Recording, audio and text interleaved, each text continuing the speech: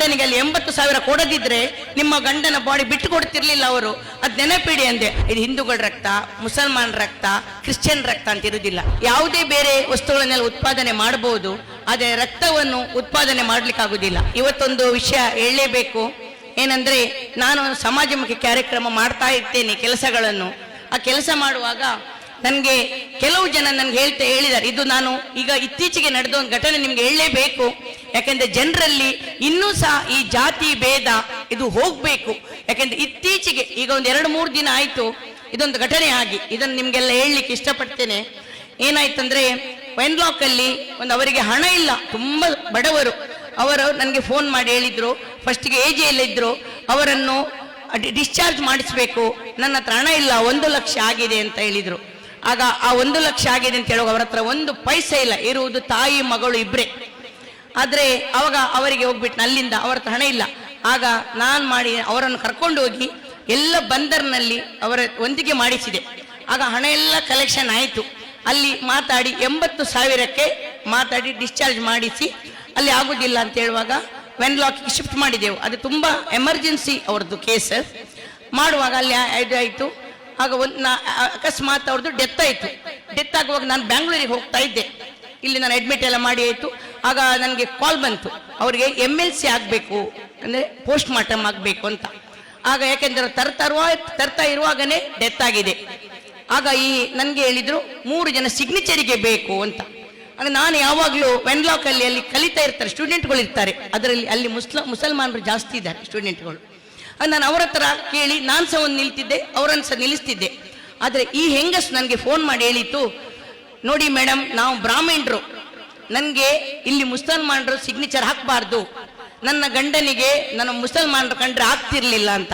ನಾನು ಟ್ರೈನಲ್ಲಿದ್ದೆ, ನಾನು ಒಂದೇ ಮಾತು ಹೇಳಿದೆ, ಅಮ್ಮ, ನಾವು ಮೊನ್ನೆ ಬಂದರ್ನಲ್ಲಿ ಕಲೆಕ್ಷನ್ ಮಾಡುವಾಗ 5,000, 10,000, 15,000 ಕೊಟ್ಟದ್ದು ಇದೇ ಮುಸಲ್ಮಾನರಮ್ಮ, ಇದನ್ನು ಮರಿಬೇಡಿ ನೀವು.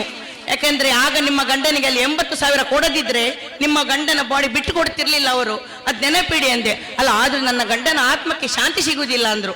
ಹಾಗಾದ್ರೆ ಒಂದು ಕೆಲಸ ಮಾಡಿ, ನಿಮ್ಮ ಕುಟುಂಬದವರನ್ನು ಕರೀರಿ ಅಂದೆ. ಅಲ್ಲ, ಕುಟುಂಬದವ್ರು ಬರ್ಲಿಕ್ಕೆ ರೆಡಿ ಇಲ್ಲ ಅಂತೆ ಯಾರು. ಆಗ ನಾನು ಅದು ಮತ್ತೆಂತ ಈ ಹೆಂಗಸಿಗೆ ಇಷ್ಟ ಇಲ್ಲ. ಆದ್ರೆ ನಾನು ಆ ಪಾಪ ಅಲ್ಲಿ ಸ್ಟೂಡೆಂಟ್ಗಳು ಹೇಳಿದ್ರು, ಮೇಡಮ್ ಅವ್ರು ನಮ್ಮನ್ನು ಸೈನ್ ಹಾಕ್ಬಾರ್ದು ಅಂತ ಹೇಳ್ತಾ ಇದ್ದಾರೆ ಅಂತ. ಆಗ ನಾನು ಹೇಳಿದೆ ಹೆಂಗಸಿಗೆ, ನೀವು ಹೊರಗೆ ನಿಲ್ಲಿ, ಯಾಕಂದ್ರೆ ಸತ್ತ ನಂತರ ಆತ್ಮ ಅದು ದೇವರ ಹತ್ರ ಹೋಗ್ತದೆ, ಅದು ಎಲ್ಲರದ್ದು ಒಂದೇ ಆತ್ಮ ಅಮ್ಮ, ನೀವು ದಯಮಾಡಿ ಸುಮ್ಮನೆ ನಿಂತ್ಕೊಳ್ಳಿ. ಆಗ ಅಷ್ಟು ಹೇಳಿದ್ರೇನು ಅದೇ ಬೇರೆಯವರಾಗಿದೆ ಹಾಕ್ತಿರ್ಲಿಲ್ಲ. ಆ ಹುಡುಗರು, ಮುಸಲ್ಮಾನ್ ಹುಡುಗರು ಹೋಗಿ ಸಿಗ್ನೇಚರ್ ಹಾಕಿದ್ರಿಂದ ಅವರ ಇದನ್ನು ಬಿಟ್ಟುಕೊಟ್ಟು ಬಾಡಿಯನ್ನು. ಆಗ ಸಹ ಇನ್ನೊಂದು ಇನ್ಸಿಡೆಂಟ್ ಆಯ್ತು. ಈ ಹೆಂಗಸ ಹತ್ರ ಹಣ ಇಲ್ಲ, ಆಂಬುಲೆನ್ಸ್ ಕೇಳಿದ್ರಂತೆ, ಹೋಗಿ ಆಂಬುಲೆನ್ಸ್ ನಾನು ಹೇಳಿದೆ, ನನ್ನ ಹತ್ರ ಇರೋದು ಮುಸಲ್ಮಾನದ ಆಂಬುಲೆನ್ಸ್, ನನಗೆ ಫ್ರೀ ಕೊಡುದು SKS, ಇಲ್ಲೇ ನಿಂತಿದೆ ಆಂಬುಲೆನ್ಸ್. ನಾನು ಪ್ರತಿ ಸಲ ಫೋನ್ ಮಾಡಿ ಅವ್ರ ಹತ್ರ ಹೇಳುದು, ಇಲ್ಲಿ ನಮ್ಮ ಸಂಶೋಧಕರು ಇದ್ದಾರೆ, ಜೀನತ್ ಸಂಶೋಧೀನ್ ಅವರ ಗಂಡ, ಮತ್ತೆ ನಮ್ಮ ಸಂಶೋಧೀನ್ ಕಾರ್ಪೊರೇಟರ್, ಅವರಿಗೆ ಫೋನ್ ಮಾಡುದು. ಮಾಡಿದ ತಕ್ಷಣ ಆಂಬುಲೆನ್ಸ್ ಕಳಿಸ್ತಾರೆ. ಯಾವುದೇ ಯಾರಿಗೆ, ಹಿಂದೂಗಳಿಗ, ಮುಸಲ್ಮಾನರಿಗ, ಕ್ರಿಶ್ಚಿಯನ್ರಿಗೆ ಅಂತ ಕೇಳುದಿಲ್ಲ, ಅವರು ಕಳಿಸಿಬಿಡ್ತಾರೆ. ಅಲ್ಲಿ ಈ ಹೆಂಗಸಿಗೆ ನಾನು ಮೊದಲಿಗೆ ಹೇಳಿದೆ, ಆಂಬುಲೆನ್ಸ್ ಇರೋದು ಮುಸಲ್ಮಾನರದು, ಕೊಂಡೋಗ್ತೀರಾ ಅಂತ ಕೇಳಿದೆ. ಆಗ ಆ ಹೆಂಗಸ್ ಹಣ ಇಲ್ಲ, ಆಯ್ತು ಅಂತ ಆ ಹೆಂಗಸ್ ಸಮಯದಲ್ಲೇ ಕುತ್ಕೊಂಡು ಬೋಳೂರಿಗೆ ಹೋದ್ರು. ಅಂದ್ರೆ ಇದನ್ನ ಇವತ್ತು ಯಾಕೆ ಹೇಳಿದೆ ಅಂದ್ರೆ, ಜನರಲ್ಲಿ ಇನ್ನೂ ಸಮೇತ ಈ ಜಾತಿ ಭೇದ ಎಲ್ಲ ಉಂಟು. ಆದ್ರೆ ಜನರು ಎಲ್ಲ ನಮ್ಮ ಜೀವ ಆತ್ಮ ಎಲ್ಲ ಒಂದೇ, ಎಲ್ಲರ ರಕ್ತ ಒಂದೇ.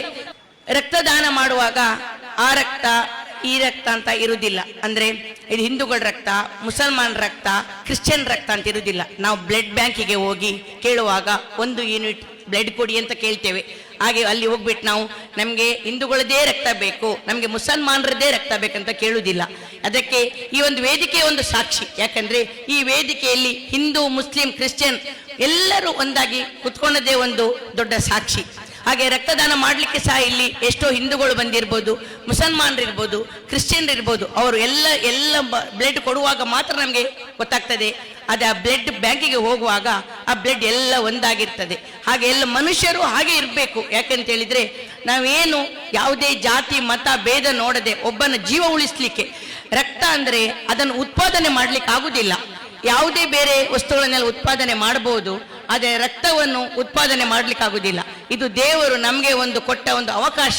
ಯಾಕೆಂದ್ರೆ ಮನುಷ್ಯ ದಾನ ಮಾಡಿದ್ರೆ ಮಾತ್ರ ರಕ್ತದಾನ ಮಾಡಲು ಸಾಧ್ಯ.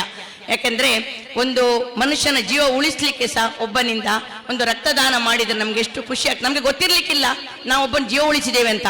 ಆದ್ರೆ ಇವತ್ತು ಒಂದು ಯೂನಿಟ್ ಕೊಟ್ರೆ ಸಮೇತ ಅವನಿಂದ ಎಷ್ಟೋ ಜನಕ್ಕೆ ಆ ರಕ್ತದಿಂದ ಉಪಯೋಗ ಆಗಬಹುದು. ಹಾಗೆ ಏನು ಈ ಮುಸ್ಲಿಂ ಒಕ್ಕೂಟದವರು ಈ ರೀತಿ ಕಾರ್ಯಕ್ರಮಗಳನ್ನು ಮಾಡಿದ ಮುಖಾಂತರ ನೀವು ಸಮಾಜಮುಖಿ ಕಾರ್ಯಕ್ರಮಗಳನ್ನು ಮಾಡ್ತಾ ಇರಿ. ಜನರನ್ನು ನಾವು ಚೇಂಜ್ ಮಾಡಬಹುದು. ಯಾಕಂತ ಹೇಳಿದ್ರೆ ನಮ್ಮ ಕೆಲವು ಈ ರೀತಿ ಕಾರ್ಯಕ್ರಮಗಳಿಂದ ಮನುಷ್ಯರು ಚೇಂಜ್ ಆಗ್ತಾರೆ. ಹಾಗೆ ನಾ ಈ ಮುಸ್ಲಿಂ ಐಕ್ಯತಾ ವೇದಿಕೆಗೆ ನನ್ನ ಶುಭಾಶಯಗಳು ಹೇಳುವುದೇನೆಂದ್ರೆ, ಇನ್ನು ಮುಂದೆ ಮುಂದೆ ನಿಮ್ಮ ಇಲ್ಲಿ ಈ ರೀತಿಯ ಸಮಾಜಮುಖಿ ಕಾರ್ಯಗಳು ನಡೆಸಲು ನಿಮಗೆ ದೇವರು ಶಕ್ತಿ ಕೊಡ್ಲಿ. ಹಾಗೆ ಇನ್ನು ಮುಂದೆ ಸಹ ಒಳ್ಳೆ ಎಷ್ಟು ಜನರ ಜೀವವನ್ನು ಉಳಿಸುವ ಈ ರೀತಿ ರಕ್ತದಾನ ಶಿಬಿರ ಪ್ರತಿ ವರ್ಷ ಇದು ಮೊದಲನೇ ವರ್ಷ. ಹಾಗೆ ಈ ಒಂದು ಕಾರ್ಯಕ್ರಮ 25 ವರ್ಷ, 50 ವರ್ಷ, 100 ವರ್ಷ ಆಗಿ ಎಷ್ಟೋ ಜನ ಬಂದು ಇಲ್ಲಿ ರಕ್ತ ಕೊಟ್ಟು ಪ್ರತಿಯೊಂದು ಜೀವ ಉಳಿಸುವ ಹಾಗೆ